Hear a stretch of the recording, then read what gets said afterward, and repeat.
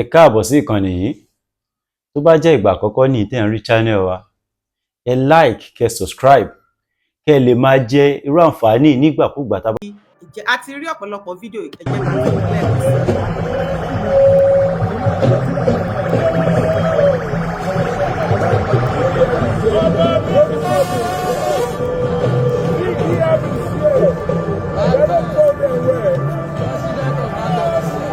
Live at Oluwo.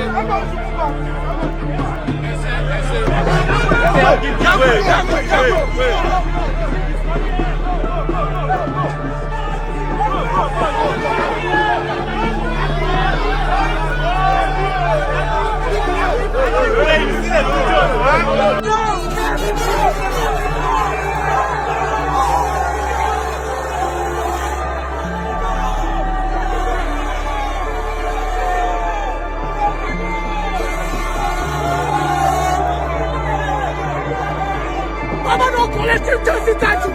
You know why? Mama no collective justice statue. You know why?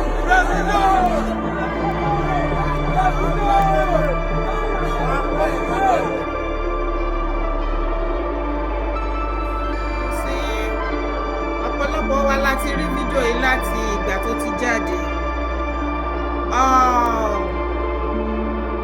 Inú mi á dùn tí ọ̀pọ̀lọpọ̀ àwa ọmọ Yorùbá tí a gbọ́ àgbọ́yé ọ̀rọ̀ tí a dẹ̀ mọ ìtumọ̀ ọ̀rọ̀ tá mọ ohun tá méje tá máa ṣà tá sì mọ ìṣe. Lórí ètò yìí kò sẹ́nìbọ̀dì tó ètì very dark. Mi ò rí pé yàtọ̀ fún gọ́ọ̀mẹ̀ntì tí wọ́n jọ ń bára wọn pò ó, mi ò rí pé ó ní any Nigerian citizen both home and abroad tó hate very dark man. He's our lovable brother. Yes, we love him, we appreciate him. He's an activist like somebody like me. Ọ̀nà tí oníkálukú lè gbé tí ẹ gbà òun ni tí Ọlọ́run ti lè lo oníkálukú òun ló wà. So for this reason we give him kudos. We appreciate him for all his beautiful support towards every Nigerian citizen. Most especially nígbà ọ̀rọ̀ àwọn èèyàn tí wọ́n kó ní Ọ̀yọ́ state. He came. Bó tilẹ̀ jẹ́ pé àárín yẹn fẹ́ rújú díẹ̀, but he came. He came. Ó dẹ̀ interview, ó bá gọ́vnọ̀ sọ. All the same. Gbogbo wa láti mọ àìmọye ìgbà tí wọ́n ti gbé tó ti tì í mọ́lé, tí wọ́n ti gbé lọ kọ́ọ̀tì tó ti ṣoríṣi òun àti gọ́ọ̀mẹ̀ntì tó ti jọ ń fàfáǹfà. Ṣùgbọ́n ẹ̀yin tẹ́ mọ̀ jù mí lọ, èébú kọ́ la wá bú, ìjà kọ́ la wá jà. Lórí ètò yìí àtúnṣe òun la wà fún gẹ́gẹ́ bí ojúlówó ọmọ kóòtù ajíire ìran Yorùbá tá jẹ́. Kí ni nǹkan tí o rò wípé ó wrong ní inú fídíò yẹn, as in kí lo rí tó wrong gẹ́gẹ́ bí Olúwo tó fi very dark man tí ó fi jẹ oyè atáyéṣe of Yorùbá land? Ǹjẹ́ o rí anything tó wrong ńbẹ̀? Tó o bá rí anything tó wrong ńbẹ̀ tó kù díẹ̀ káàtó, jọ̀ọ́ bá mi kọ síbi comment section kí n lè ká, kí n lè pin ká lè fọ̀rọ̀ jomi tó rọrọ̀ lé lórí. Bí mo yẹn ṣe àlàyé lọ, ọ̀pọ̀lọpọ̀ wa láti list sí oríṣiríṣi ọmọ Yorùbá tí wọ́n jẹ́ blogger, speaker àtàwa everybody tí wọ́n sọ̀rọ̀ nípa ẹ̀. Kí ni ìwọ àtèmi tí a lè rí sọ ní inú fídíò yìí? Lákọ̀ọ́kọ́ ná, Abíọ́dún Monday mo ń kí yín o, ẹ káalẹ́, káàbọ̀ sórí ètò.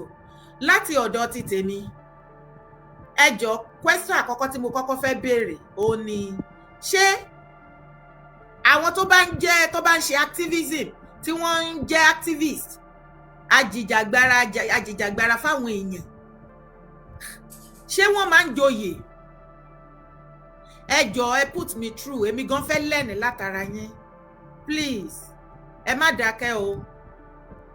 Ẹ jọ̀ọ́, you can correct me through phone, you can call in, I'm on TikTok, you can as well drop your comment on the live show. I want to learn, please. Ẹ jọ̀ọ́, ṣé activist máa ń jẹ oyè? Torí ìwọ tó bá jẹ́ activist, èèyàn tó fún ẹ lóyè gan, ó lè gbé òun ló máa ṣe nǹkan tí ò dá lọ́la, ó dẹ̀ ní láti kó fún. Mi tí ìrẹ́yàn kankan kó dá mi lóhùn o. Ṣé àwọn activist ṣá máa ń joyè? Torí wọ́n ti fi lọ̀ mí rí tí mo turn ẹ̀ down ní o. Mo ní àwọn activist ò kì í joyè, àti wípé ọ̀rọ̀ oyè jíjẹ o, torí mi ò mọ pé kéèyàn máa lọ package my life everywhere. I love my free life. I want to live the way I love. I want to walk the way I you know, mi fẹ́ nǹkan tó máa cage mi. I want to be free. Kẹ́misọ́lá Ọmọlọ́pẹ́, yes o mama. Activist máa ń jẹ, ó máa ń joyè. Mi ò mọ̀, mo ṣe ń gbọ́ yẹn for the first time.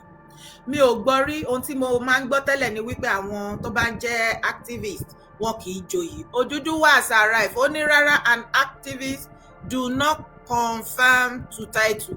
Nǹkan tẹ́mi náà mọ̀ nìyẹn. But ó dẹ̀ pé ìlú ti ń yí, orí ti ń change. Ẹ jọ̀ọ́ ẹ ṣàánú ayé mi. I want to learn from you. Bàmí Kilo, ẹ jọ̀ọ́, gbogbo wa tá wà lórí ètò iṣẹ́ àmọ́ kọ́kọ́ nípa activism ni a ti dé o. Ẹ kálẹ́ o lórí TikTok, ẹ kálẹ́, ẹ káàbọ̀ o. Bàmí Kilo, ẹ ti ṣe bàbá 20. Ṣé dáadáa lẹ́wà? Alaye mi nìyẹn mo wà. Ṣé àwọn activist ṣé wọ́n máa ń joyè sà? Èmi ò gbọ́ rí o. Joyè o, tọ́ bá ti lọ wọ́n kan máa ń kọ́ ní omi gbọ́ because tọ́ bá ti lè gbà á ẹ gbàgbé kò sí nǹkan tó ń jẹ́ activist mọ́. Torí ibi tó ti joyè yẹn kò ní lè, ẹ bá hùwà ìbàjẹ́ bẹ̀ kò ní lè sọ̀rọ̀. Àbí kí lẹ́ni mo sọ Bàmí 20? Kò ní lè dákú ibi ìlú tó bá ti joyè àbí tó bá fi àbẹ́ni tó tiẹ̀ fi joyè gangan tó bá mẹ́sọ̀ kò ní lè dákú ẹ̀. So láti bẹ̀ lọ gbogbo dignity ẹ̀ ti ń reduce. Okay, Olúfẹ́mi Adéníyì, wọ́n ní we had Chief Gani Fáwẹ́yìnmí, it depends on individual. Gani Fáwẹ́yìnmí ṣe bí lọ́ọ̀yà ni wọ́n. Sáà ni wọ́n náà. Sáà ni wọ́n náà. Káyọ̀dé Adétutù, activist lè jẹ oyè but ó máa lùsì púpọ̀ nínú agbára ẹ̀. Okay. Mídé Kọ́láwọlé, wọ́n ní Chief Gani Fáwẹ́yìnmí ń kọ́. Bàbá òun ṣe ordinary activist o. Sáà ni wọ́n o. Oduduwa has arrived. They have caged you if you ever take such a confinement. Ẹ jọ̀ọ́, ẹ bá mi kọ mọ́. I want to learn from you. If you have to call in, please do. Ẹ jọ̀ọ́, ẹ̀yin tẹ́ lè bá mi kọ telephone number mi lórí Facebook. Ẹ jọ̀ọ́, ẹ bá mi kọ kí n lè pin ẹ̀ fún àwọn tí ò mọ telephone number wa láti pè wọlé. Bíbíire Odua, ó ní is very dark man. Oh, sorry. Message yẹn ti lọ sókè. Ẹ má bínú, ẹ jẹ́ kí n gbé. Mo like comment. Onda. Adé. Mo rí comment please.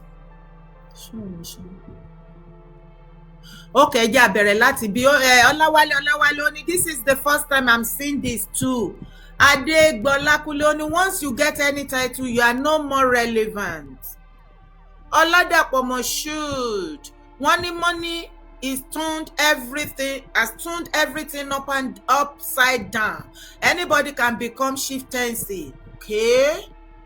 Káyọ̀dé Adétutù, wọ́n ní activist lè jẹ oyè but ó máa lose. Okay, àti kàyẹn lẹ́ẹ̀kan. Olúfẹ́mi Adéníyì, wọ́n ní we had Chief Gani Fáwẹ́yìnmí depends on. Okay, àti kàyẹn náà lẹ́ẹ̀kan. Mídé Kọ́láwọlé, wọ́n ní Chief Gani Fáwẹ́yìnmí ńkọ́. Oduduwa has arrived. They have caged you if you take. Okay, àti kàyẹn náà. Oduduwa has arrived. He was a lawyer. You are referring to late Gani Fáwẹ́yìnmí àbí?